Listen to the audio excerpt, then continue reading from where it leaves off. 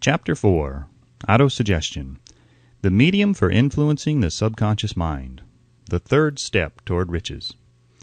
Autosuggestion is a term which applies to all suggestions and all self-administered stimuli which reach one's mind through the five senses. Stated in another way, autosuggestion is self-suggestion. It is the agency of communication between that part of the mind where conscious thought takes place and that which serves as the seat of action for the subconscious mind. Through the dominating thoughts which one permits to remain in the conscious mind, whether these thoughts be negative or positive is immaterial, the principle of autosuggestion voluntarily reaches the subconscious mind and influences it with these thoughts.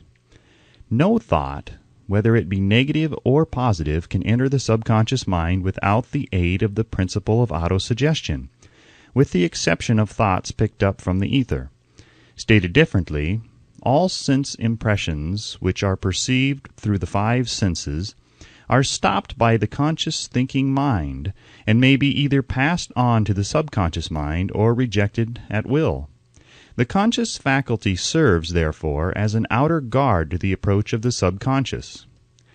Nature has so built man that he has absolute control over the material which reaches his subconscious mind through his five senses, although this is not meant to be construed as a statement that man always exercises this control.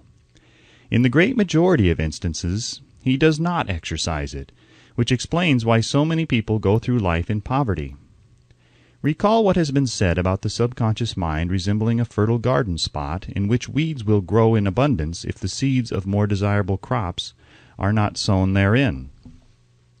Autosuggestion is the agency of control through which an individual may voluntarily feed his subconscious mind on thoughts of a creative nature or, by neglect, permit thoughts of a destructive nature to find their way into this rich garden of the mind. You were instructed in the last of the 6 steps described in the chapter on desire to read aloud twice daily the written statement of your desire for money and to see and feel yourself already in possession of the money. By following these instructions, you communicate the object of your desire directly to your subconscious mind in a spirit of absolute faith. Through repetition of this procedure, you voluntarily create thought habits which are favorable to your efforts to transmute desire into its monetary equivalent. Go back to these 6 steps described in Chapter 2 and read them again, very carefully, before you proceed further. Then, when you come to it, read very carefully the 4 instructions for the organization of your mastermind group described in the chapter on organized planning. By comparing these 2 sets of instructions with that which has been stated on autosuggestion, you, of course, will see that the instructions involve the application of the principle of autosuggestion. Remember, therefore, when reading aloud the statement of your desire, through which you are endeavoring to develop a money consciousness, that the mere reading of the words is of no consequence unless you mix emotion or feeling with your words. If you repeat 1,000,000 times the famous Emile Coué formula, day by day and every way I am getting better and better, without mixing emotion and faith with your words, you will experience no desirable results. Your subconscious mind recognizes and acts upon only thoughts which have been well mixed with emotion or feeling. This is a fact of such importance as to warrant repetition in practically every chapter, because the lack of understanding of this is the main reason the majority of people who try to apply the principle of autosuggestion get no desirable results. Plain, unemotional words do not influence the subconscious mind. You will get no appreciable results until you learn to reach your subconscious mind with thoughts or spoken words which have been well emotionalized with belief. Do not become discouraged if you cannot control and direct your emotions the first time you try to do so. Remember, there is no such possibility as something for nothing. Ability to reach and influence your subconscious mind has its price, and you must pay that price. You cannot cheat, even if you desire to do so. The price of ability to influence your subconscious mind is everlasting persistence in applying the principles described here. You cannot develop the desired ability for a lower price. You and you alone must decide whether or not the reward for which you are striving, the money consciousness, is worth the price you must pay for it in effort. Wisdom and cleverness alone will not attract and retain money, except in a few very rare instances where the law of averages favors the attraction of money through these sources. The method of attracting money described here does not depend upon the law of averages. Moreover, the method plays no favorites. It will work for one person as effectively as it will for another. Where failure is experienced, it is the individual, not the method, which has failed. If you try and fail, make another effort, and still another, until you succeed. Your ability to use the principle of autosuggestion will depend very largely upon your capacity to concentrate upon a given desire until that desire becomes a burning obsession. When you begin to carry out the instructions in connection with the 6 steps described in the 2nd chapter, it will be necessary for you to make use of the principle of concentration. Let us here offer suggestions for the effective use of concentration. When you begin to carry out the first of the 6 steps, which instructs you to fix in your own mind the exact amount of money you desire, hold your thoughts on that amount of money by concentration or fixation of attention, with your eyes closed until you can actually see the physical appearance of the money. Do this at least once each day. As you go through these exercises, follow the instructions given in the chapter on faith and see yourself actually in possession of the money. Here is a most significant fact.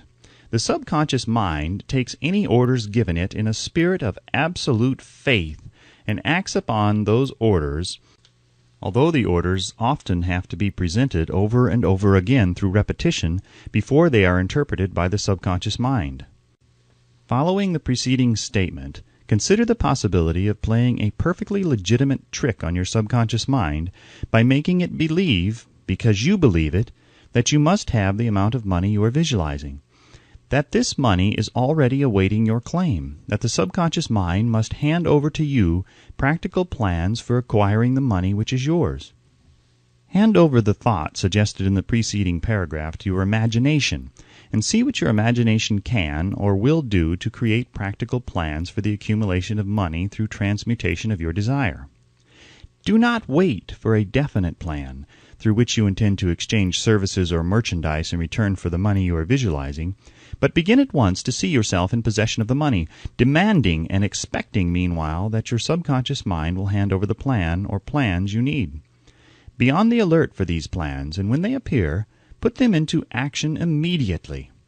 When the plans appear, they will probably flash into your mind through the 6th sense in the form of an inspiration. This inspiration may be considered a direct telegram or message from the infinite intelligence.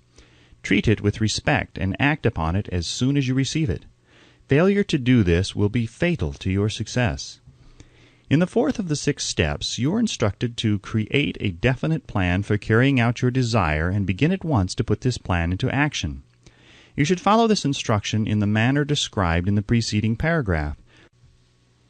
Do not trust to your reason when creating your plan for accumulating money through the transmutation of desire. Your reason is faulty.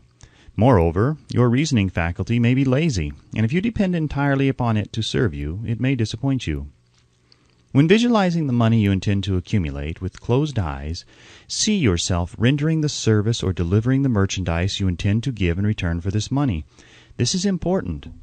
The fact that you are reading this book is an indication that you earnestly seek knowledge. It is also an indication that you are a student of this subject. If you are only a student, there is a chance that you may learn much that you did not know, but will learn only by assuming an attitude of humility. If you choose to follow some of the instructions but neglect or refuse to follow others, you will fail. To get satisfactory results, you must follow all instructions in a spirit of faith. The instructions given in connection with the 6 steps in the 2nd chapter will now be summarized and blended with the principles covered by this chapter as follows.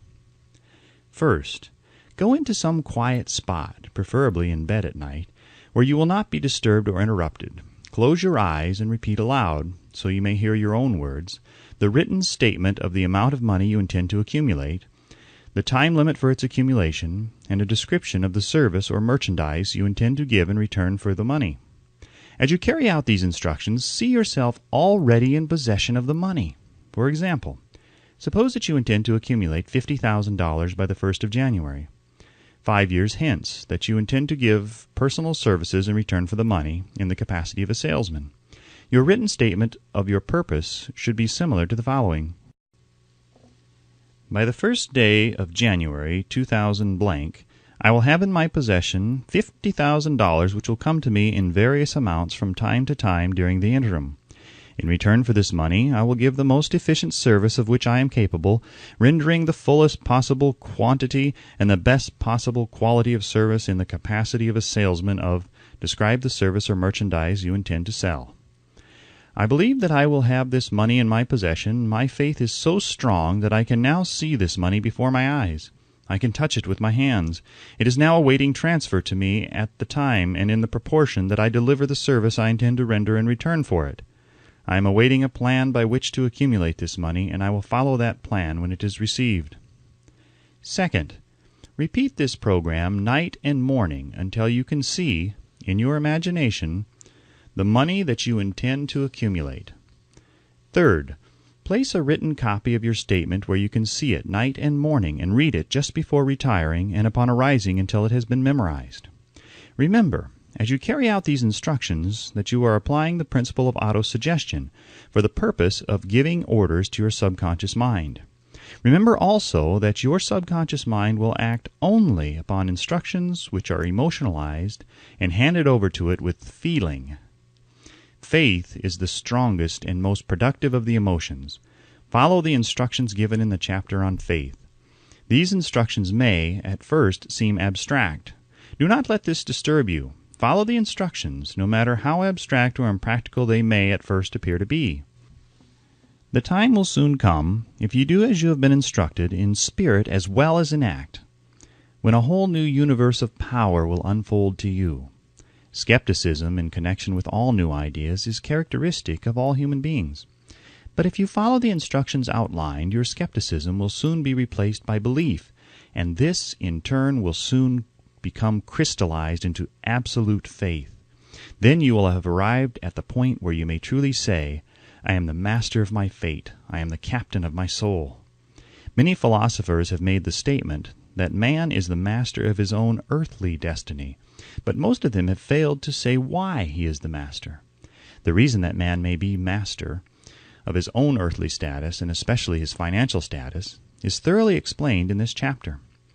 Man may become the master of himself and of his environment because he has the power to influence his own subconscious mind, and through it gain the cooperation of infinite intelligence.